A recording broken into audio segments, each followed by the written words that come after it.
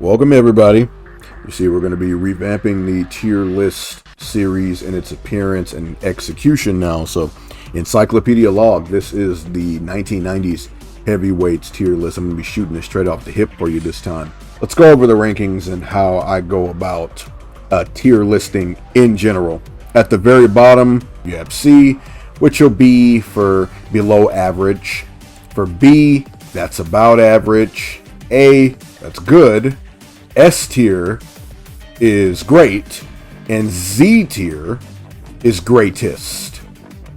And for anyone wondering for why I put Z first, because I have gotten that question before, Z tends to come first because I'm a Dragon Ball fan, and when you do your best in a Dragon Ball game, beyond the S tier, you get the Z tier. So, if you're a fan of that, perhaps you understand. Let's go ahead and dive into it. First, up first, despite dark mode glitching him out, up first here is Smokin' Bert Cooper.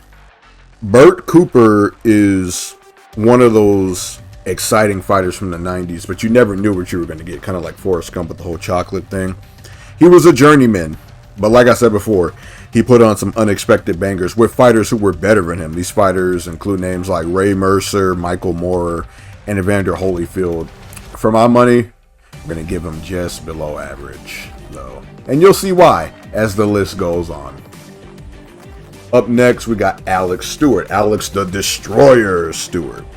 Stewart is, funny enough, another one of those fighters who, he was inconsistent. You didn't know what you were going to get, but when he did deliver, it was a damn exciting fight. He had the rematch with Evander Holyfield in the 90s. Not as good as the first bout from the 80s, but still a good fight nonetheless. He dished out the most punishment to George Foreman in his entire career, in my opinion. Yes, that includes Ron Lau. Go look at George's face after that fight again. He had a pretty good fight with Michael Moorer as well. So, another journeyman. Pretty much he had some opportunities here and there. He put on some good fights. May he rest in peace, too. He passed away a little while ago. So, Alex Stewart's going to go ahead and join Smokin' Bert Cooper right here in C tier. Up next, oh, what a guy we have here. Andrew Golota, the powerful pole. Perhaps the dirtiest fighter of the 90s. There are some names who would like to stick their hat in. He was a good fighter. He should have been a lot more, that's for sure. The highlight of the 90s for him, funny enough, is the Riddick-Bowe duology. Now, he lost both on paper due to disqualification, but he was getting the better of Riddick-Bowe in both of those fights. He just couldn't control himself. Then, of course, it got blasted by Lennox Lewis after that. Good wins before all this, is what I'm saying, too. Like, even after that, too, he had that loss to Michael Grant to end the 90s, too. So, as for Andrew Golota, I still think he's a tier above Cooper and Stewart. He's going to go into the average slot of B. He's a good fighter. He should have been much more. It's a darn shame. Let's move on to Bruce Seldon, the Missile, as I've called him before. And he's really sporting the ab pack here, too. Let's see. Bruce Seldon. He became a champion in the 90s. I think it was a WBA championship. WBA title. He had some. His fights were exciting. Again, the reason I call him the Missile is because of the way that he comically get up from being knocked down. It never gets old watching. Did he take a dive against Mike Tyson? I don't know. I suppose I would leave that up to you to decide. But nonetheless, a champion. And I would actually take the Atlantic City Express over Cooper and Stewart as well. So he's going to go into B. Let's move on. James Buster Douglas, the man who shook up the world, opened the decade, knocked out Mike Tyson when Tyson was undefeated.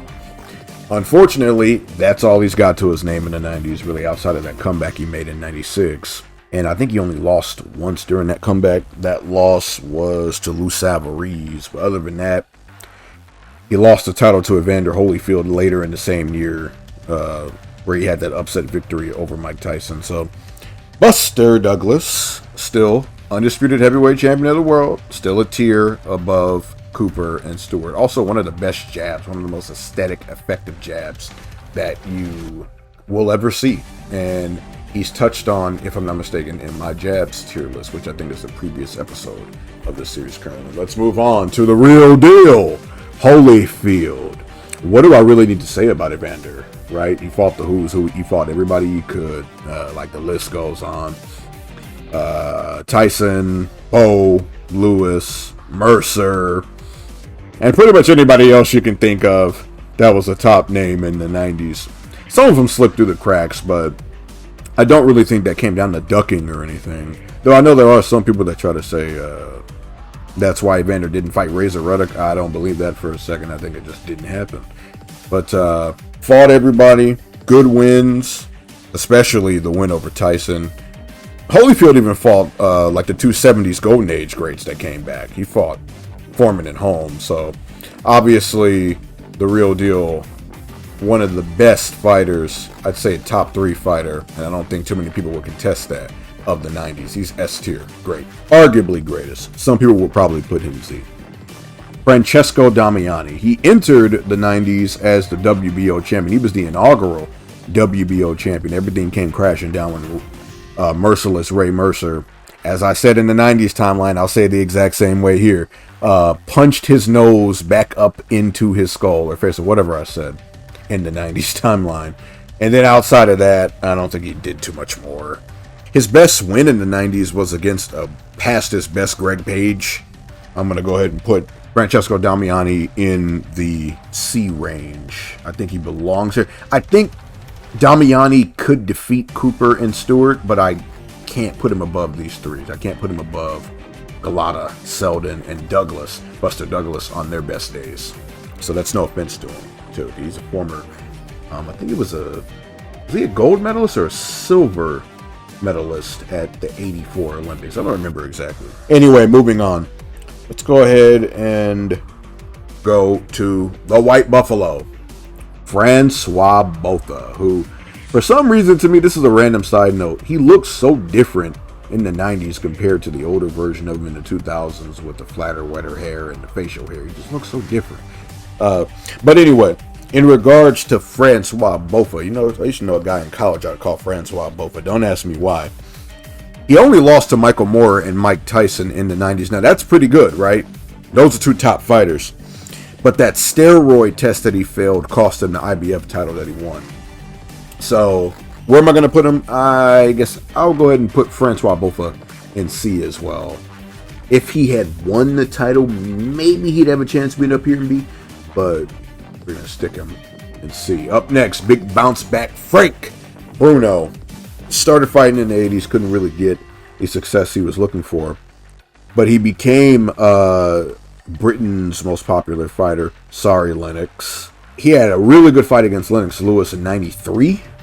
Darn good fight. He came up short, but he got his in on Lennox too.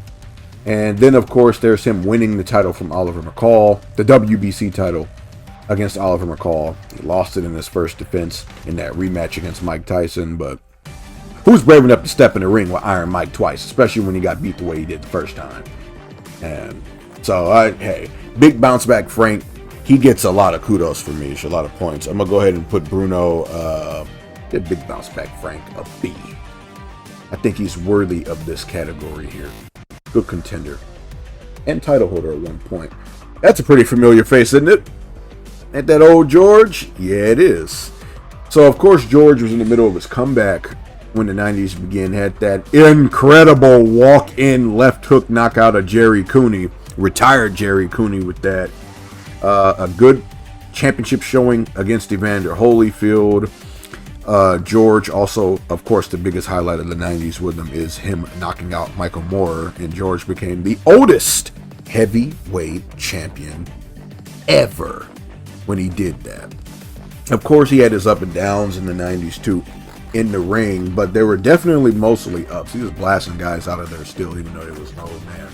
Just proving how great he was. So, old George, definitely a tier above these lot. He's going to go into the A tier. He is A tier. For the 90s. Remember, this is not his entire career. This is just for the 90s. A tier fighter. I wouldn't put him in S. Again, you'll see as the list goes on. Up next, we got old Huggin' Henry. That's Henry Akinwande right there. He went 31-1-1 in the 90s.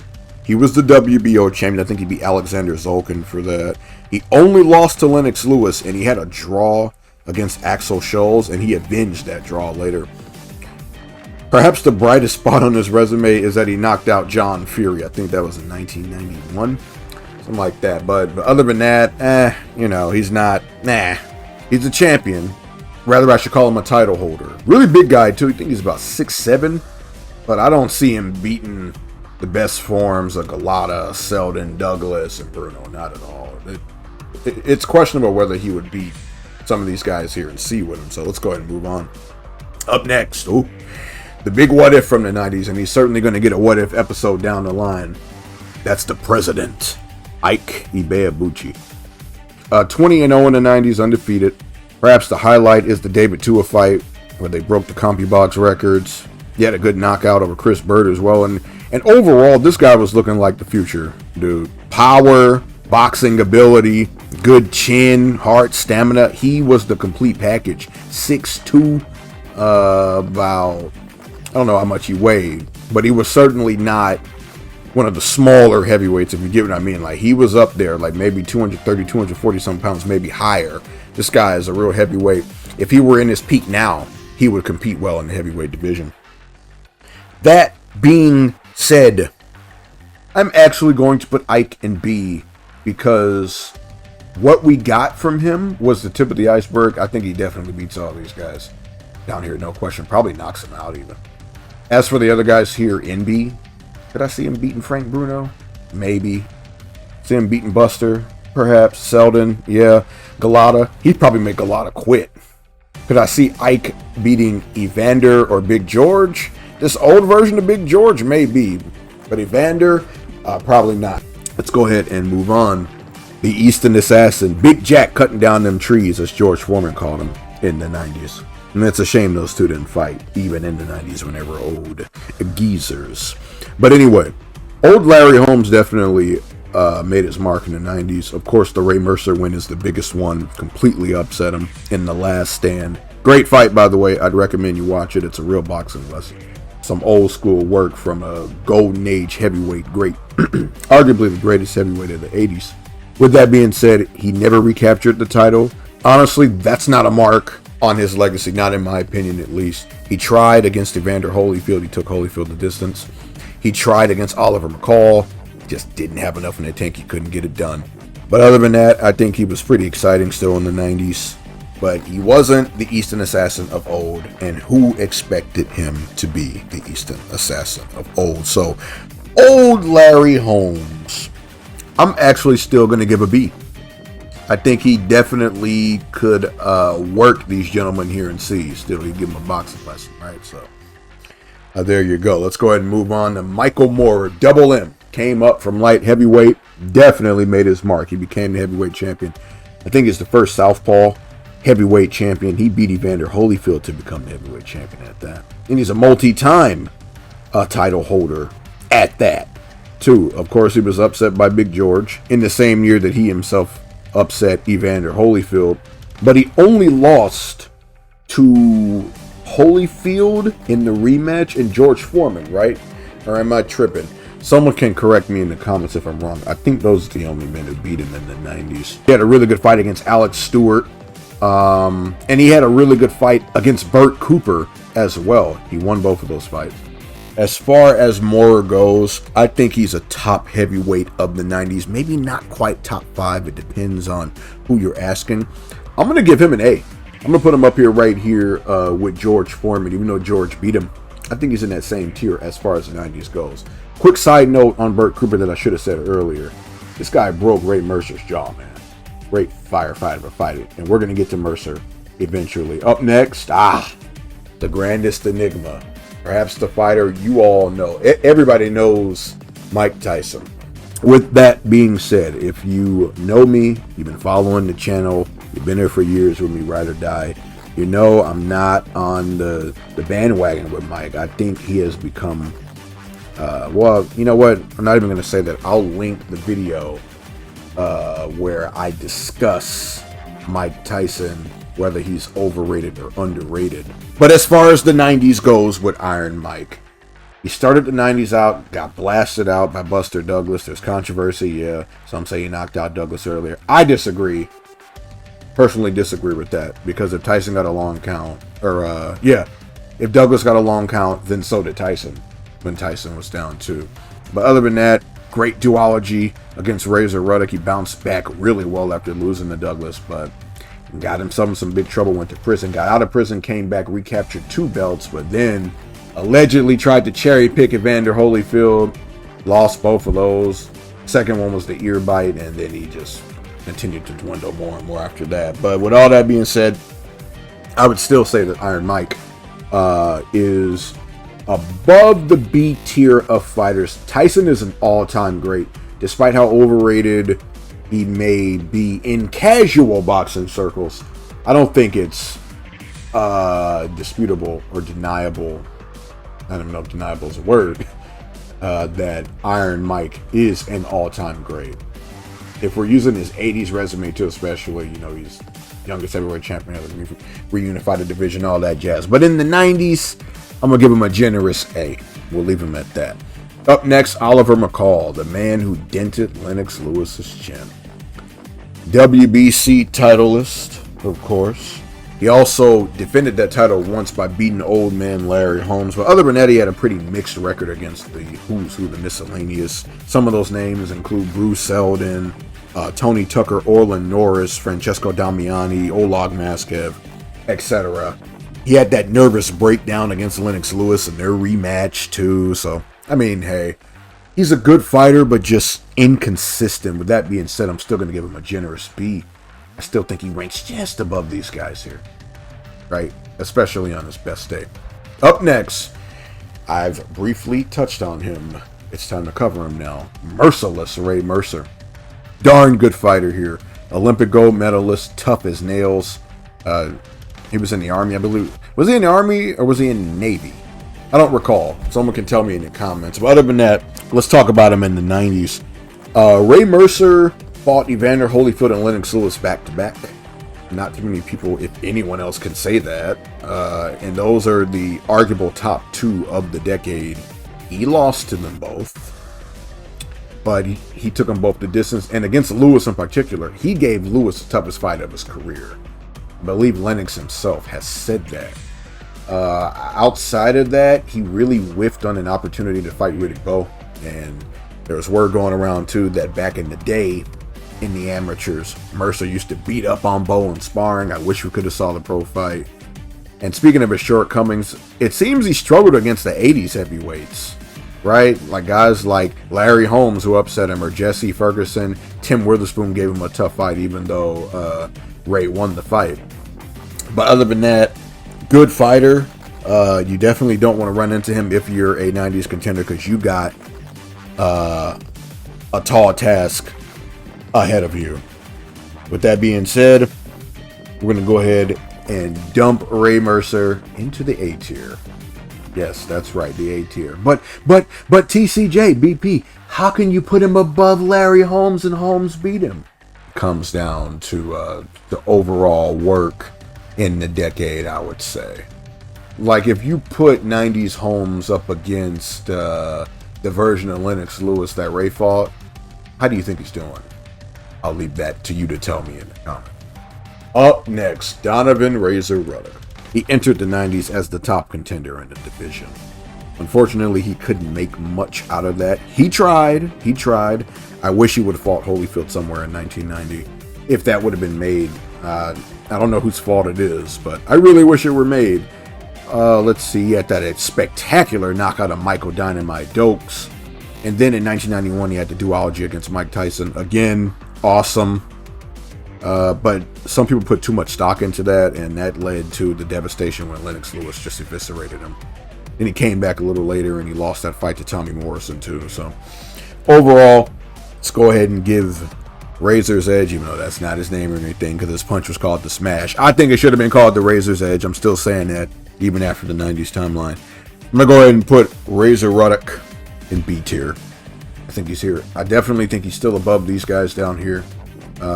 Never became champ, unfortunately, but definitely a top contender for the times. Up next, Riddick, Big Daddy Bo. I never get tired of saying it. I'm sure y'all can tell. Big Daddy Bo, again, in my opinion, top 3 fighter of the decade. I don't think too many people will argue against that. Some people really don't like Bo, and it comes down to him not fighting Lennox Lewis. I really wish that fight happened. Lennox's legacy honestly doesn't really need it because of what he went on to accomplish, but Bo's, I think, definitely does more so. Outside of that, he won the trilogy against Evander Holyfield. He was the first man to hold all 4 alphabet titles at one point or another. Definitely still an all-time great, but he should have been much, much more. In fact, in an alternate universe, I'm probably talking about him in Z, but this ain't that universe. He's right here in S with the real deal. Up next, let's go champ. Even though not quite yet that. I don't think he started saying that until the late 2000s or early 10s, but that's Shannon the Cannon Briggs. He lost his HBO Night of the Young Heavyweight Showcase, but the big tick for him in the 90s is winning the heavyweight lineage against George Foreman. Whether you think he should have won that or not is up to you. I personally don't. I think George won, but he went on to have that fight with Lennox Lewis. Fire fight, good fight. Lennox won it. And then I think he had a good fight to close 99 against Francois Botha, and they got busted up in that fight well. But with all that being said, where are we going to put the cannon? He's definitely hovering here. He's B or C. I'm going to give him B, and it's because I can see him beating these guys, definitely. No question about it. These guys all here, that's more so questionable. Moving on, we're down to the final 4. Tommy Morrison. And are you ready for me to break your heart? Because the same casual circle guilt of being perhaps massively overrated that Mike Tyson suffers from. Tyson is still an all-time great. Morrison doesn't have that luxury. And people try to put him on way too high of a pedestal. The comments I see sometimes, oh God, they make me gag. With that being said, he was exciting. In the early 90s, he blasted out some fighters from the 80s like James Quick Tills and Penguin Thomas. Then he got blasted out himself by Ray Mercer. That was a setback. And he continued to fall short, too. It happened again. I'm trying to remember the guy's name who it happened against. Oh, Michael Bent. And then Bent himself almost had a tragic ending, too. I think against Herbie Hyde. Yes, it was against Herbie Hyde. But anyway, with Tommy Morrison, he did have that good win against Razor Ruddock as well. I forgot to mention that when talking about Razor. Or did I? I don't know. But other than that, he also beat George Foreman. So he was WBO champion, but he never won the big one. The WBO title wasn't a major one in the 90s. And I think he's become criminally overrated in today's casual circles. Like all the videos, the clickbait videos that get millions of views talking about Tommy. I don't know, but anyway, let's go ahead and rank Tommy, shall we? With all that being said, Mr. Morrison, I'm hovering between A and B right now, because he's definitely better than everyone in C. Is he better than everyone in B? Let's see. Did I see Tommy beating Galata? Man, maybe, yeah. He might make Galata quit, and Ruddock is here in B, and Tommy beat him. But Foreman's here in A, and Tommy also beat him. So I think I actually have to put Tommy here in A. So there you go. Good fighter. Good fighter. Also arguably should have been much more, but the party life and just a very tragic ending. Let's move on. Vladimir Klitschko. Of course, a more 2000s centric heavyweight, but he did debut in the 90s. He was also the 1996 super heavyweight gold medalist.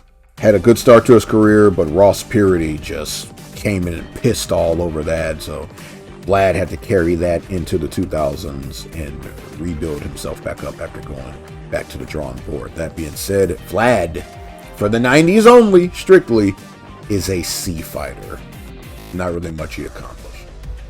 On to his brother, who did accomplish something in the 90s, and that was becoming WBO champion and entering the 2000s with that strap. Dr. Iron Fist, Good 90s showcase. He captured the title. So, B. And finally, it's funny that Lennox will be mentioned after Vitaly Klitschko because of 2003, but that's another talk for another day. You can see that in the 2000s timeline. Lennox Lewis, he fought them all. He beat every man he faced at one point or another. This includes in the 90s. The only man who beat him was Oliver McCall. He avenged that in that very bizarre mental breakdown fight. He started out, I think the win over Ruddock was when everyone was forced to pay attention to him. Lewis himself was the 1988 super heavyweight gold medalist. He beat Riddick Bowe for that. Sadly, he and Bowe did not fight in the pros. That's more so Riddick's fault, or at least Riddick's camp's fault. I think Rock Newman had a whole lot more to do with that and such. And then the untimely occurrences between them as well. But he reunified the titles by beating Evander Holyfield in 99 to close things out for the title picture in the 90s.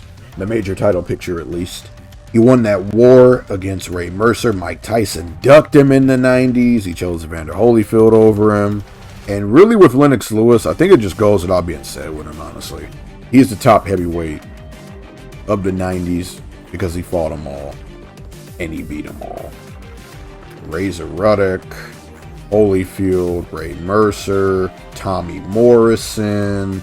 You get the picture. So, of course, the Lion is your Z tier. The top of the line. The king of the jungle. And that'll do it for my tier list. I would like your tier list. The link to be able to do this yourself will be in the description. I hope you enjoy. Click the link. You can share your tier list with me on social media. My social media tags and links are in the description as well. If you're in my Discord server, you can share with me in the Boxing Corner channel in there as well. I hope you enjoyed. This has been the 90s tier list, of course. And this has been the Charles Jackson, author of the Boxing Encyclopedia. Alright, I'll see you guys next time. And remember, this is just one man's opinion. I'd like to hear yours. Stay frosty. Subscribe if you're new. And also don't forget, you can join to support the channel and get early access to videos like this and more perks. I'll see you next time. Peace.